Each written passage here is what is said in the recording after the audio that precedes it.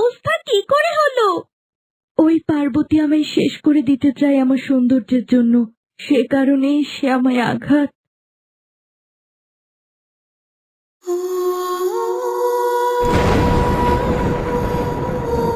মায়া, এ কি মায়া? কথা বলো, কি হলো তোমার? মায়া,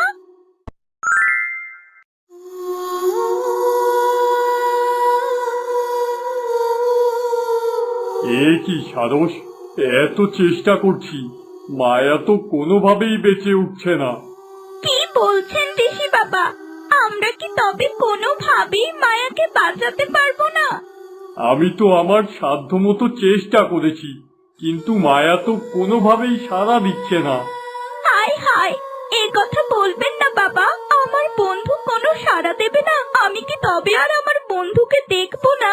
আমাদের কি তবে আর কখনো কথা হবে না? একসাথে থাকা হবে না? ও যে আমার সব প্রাণপ্রিয় বন্ধু, আমি কি করে থাকবো আমার বন্ধুকে ছেড়ে? আমি চেষ্টায় কোনো কমতি রাখিনি সারস। ঋষি বাবা, ঋষি বাবা, আপনি আরেকবার চেষ্টা করে দেখুন না, মায়াকে কোনোভাবে বাঁচানো যায় কিনা। আচ্ছা দাঁড়াও, দেখছি। আমি আগে একটু ধ্যানে বসি, দেখি যদি কোনো উপায় মেলে।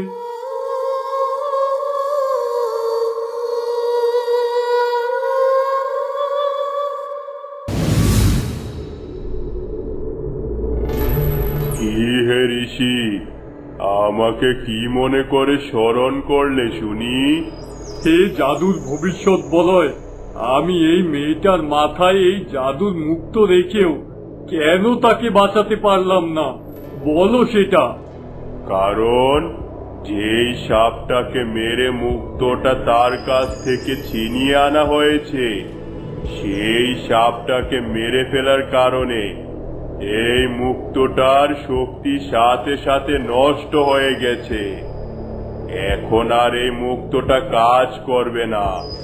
হে জাদুর ভবিষ্যৎ বলয়, তাহলে এবার তুমি আমাকে বলে দাও, এই মায়া মেয়েটাকে আমরা কিভাবে বাঁচাতে পারি?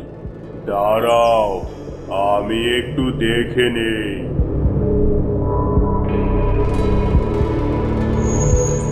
ও হে ঋষি, আমি অনেকভাবে দেখার চেষ্টা করলাম, জানারও চেষ্টা করলাম, ওকে কোনোভাবেই বাঁচানো সম্ভব নয়। তুমি একটু ভালো করে দেখো,